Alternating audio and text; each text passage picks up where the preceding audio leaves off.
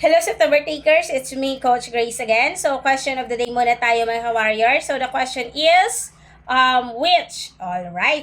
which region is considered the rice granary of the Philippines? Again, ano nga po ulit yung tanong? Which region is considered the rice granary of the Philippines? So dito, meron tayong apat na pagpipilian. So si letter A is at Bicol, letter B Ilocos, and letter C Central Luzon, and letter D is Western Visayas. So alin ba sa apat na choices na yan ang tamang sagot? Anong technique ang gagamitin natin? The technique that we will use is elimination method. So, anong unang i-eliminate natin? Si delta. Ano nga po ulit? Si delta, sa letter D. So, si letter D, it is Western Visayas. Okay. So, sa madaling salita, sa Western Visayas, kilala rin ito sa isang agricultural farming. Okay. So, karaniwang po na nakikita sa Western Visayas ay ang pagtatanim ng sugar cane. Okay, karamihan dyan tubuhan, lalo na sa Negros Occidental. May mga rice production naman dito, pero hindi ito ang pangunahing crop. Kasi ang pangunahing crop sa Western Visayas is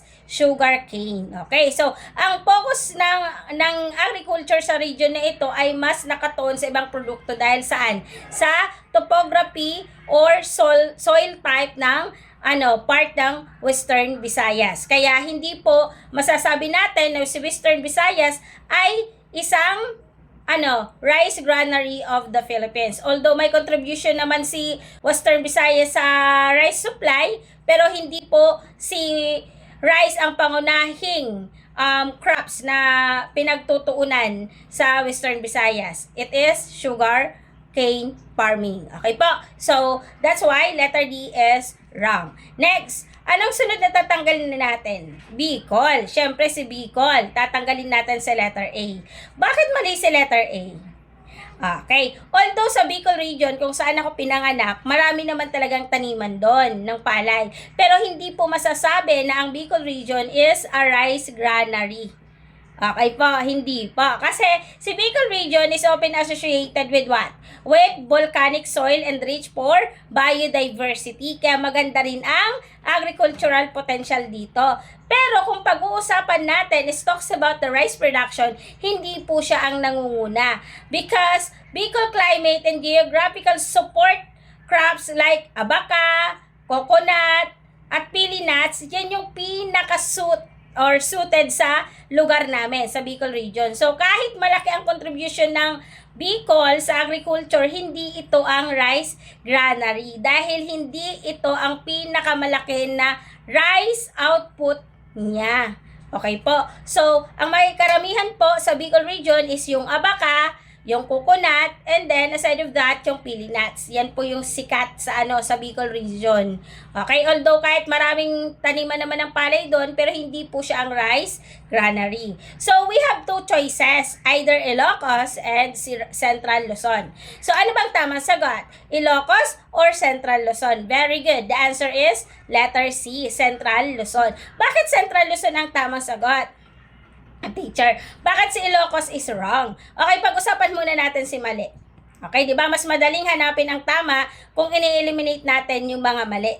Pero sa buhay natin, minsan, nare-realize natin yung pagkakamali pag wala na yung tao. Di ba, Charis? Humugot na naman ako. Okay, so Ilocos region po is wrong. Si letter B. Kasi si Ilocos region, it is known for unique agricultural products. Tulad ng ano yung mga unique agricultural products ni Ilocos?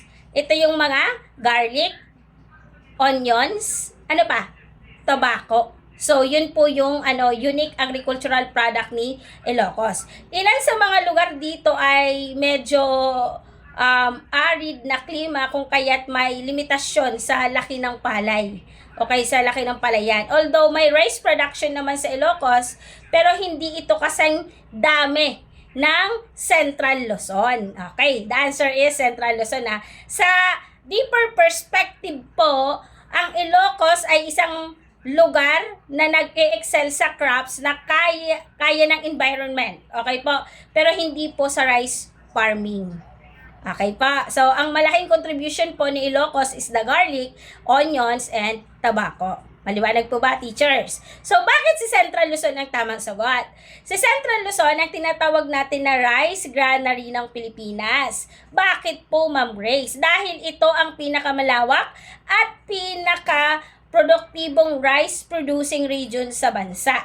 Okay? So, ibig sabihin, may malaking role sa geography dito na may malawak na patag na lupa at ang mga irrigation system ay sumusuporta saan? Sumusuporta sa continuous rice farming.